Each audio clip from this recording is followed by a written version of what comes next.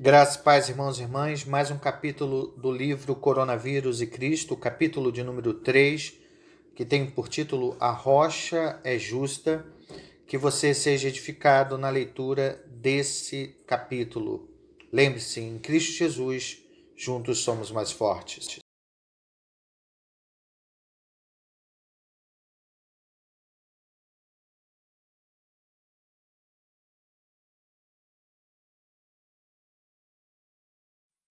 Três. A rocha é justa. Se Deus vai ser a nossa rocha, ele precisa ser justo. Uma rocha injusta é uma miragem. Uma pandemia global abala justamente a nossa confiança de que Deus é justo, santo e bom.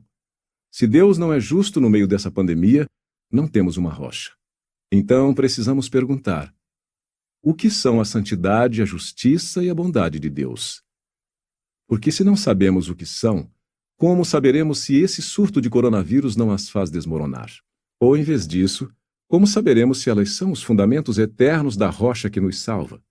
O que veremos é que a Bíblia retrata a santidade, a justiça e a bondade de Deus não como idênticas, mas como interligadas. Comecemos com a santidade de Deus. O que é? Dignidade transcendente e infinita. O significado da raiz da palavra santidade no Antigo Testamento traz a ideia de estar separado, diferente e separado do comum. E quando aplicada a Deus, essa separação implica que ele está sozinho em outro patamar. Ele é como um diamante sem igual e extremamente valioso. Podemos usar a palavra transcendente para esse tipo de separação divina. Ele é tão singularmente separado que transcende toda outra realidade. Ele está acima de tudo e é mais valioso do que tudo. Quando Moisés atingiu a rocha, em vez de falar a ela da maneira que Deus ordenou, Deus o repreendeu. Vocês não confiaram em mim para honrar minha santidade à vista dos israelitas. Números 20:12, NVI. Em outras palavras, Moisés tratou Deus não como alguém excepcional e extremamente confiável, mas como apenas mais uma autoridade humana junto a outras que poderiam ser ignoradas. Ou em Isaías 8:12-13, Deus disse a Isaías: Não temam aquilo que o povo teme, nem fiquem apavorados. Ao Senhor dos Exércitos, a Ele vocês devem santificar. É a Ele que devem temer, é dele que devem ter pavor. Em outras palavras, não coloque Deus no mesmo patamar que todos os seus temores e pavores comuns.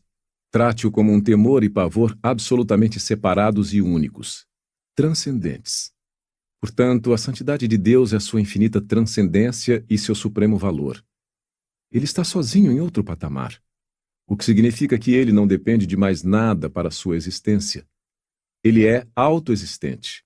Então, ele não precisa de nada e não depende de nada. Ele é completo, perfeito.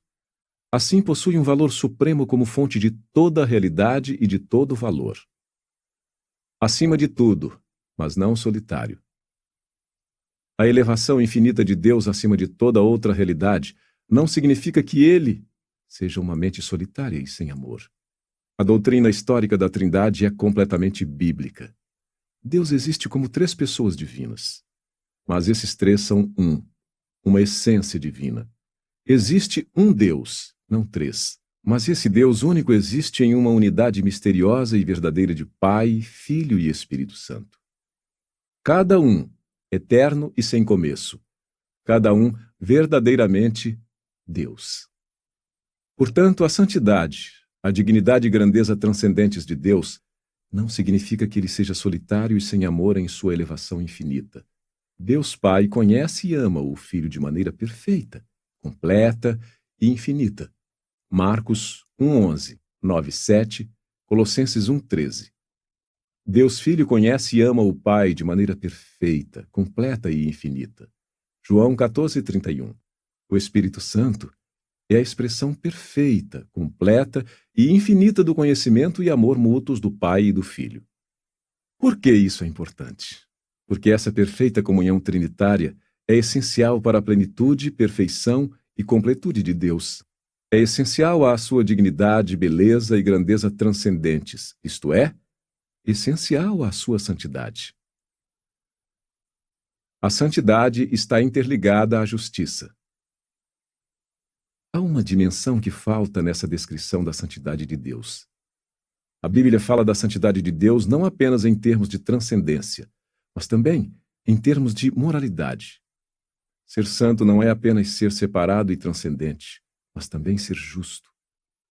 Isso força uma pergunta que terá grandes implicações para a maneira como vemos o coronavírus em relação a Deus. Já que a justiça implica fazer o que é certo, e fazer o que é certo implica o cumprimento de algum padrão de retidão, qual padrão a justiça de Deus cumpre?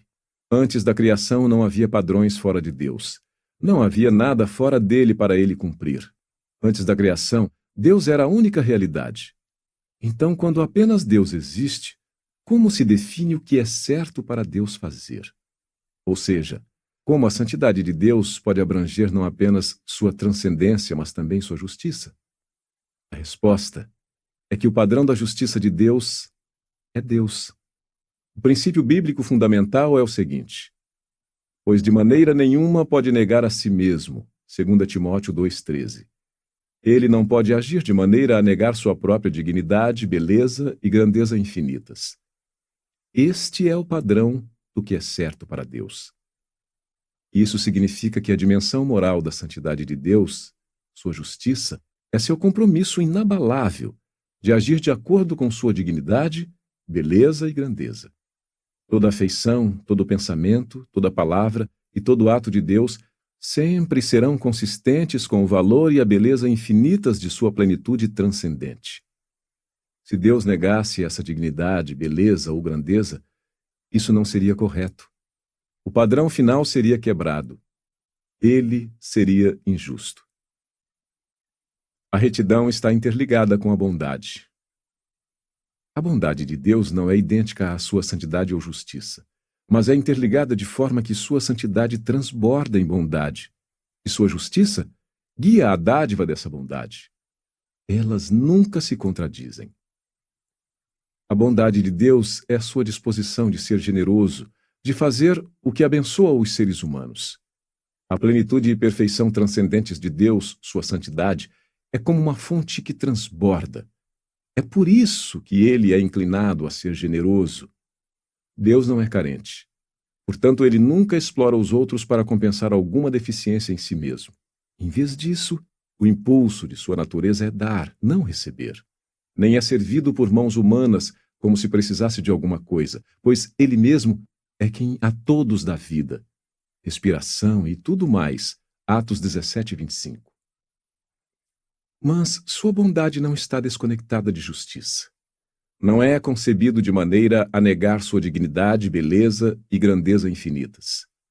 É por isso que a justiça de Deus envolve punição final, bem como bondade. Quando Deus pune aqueles que não se arrependem no inferno, ele não lhes concede sua bondade, mas ele não deixa de ser bom. Sua santidade e justiça governam a concessão de sua bondade. É por isso que sua bondade flui especialmente àqueles que o temem e que se refugiam nele. Como é grande a tua bondade que reservaste aos que te temem, da qual usas diante dos filhos dos homens para com os que em ti se refugiam.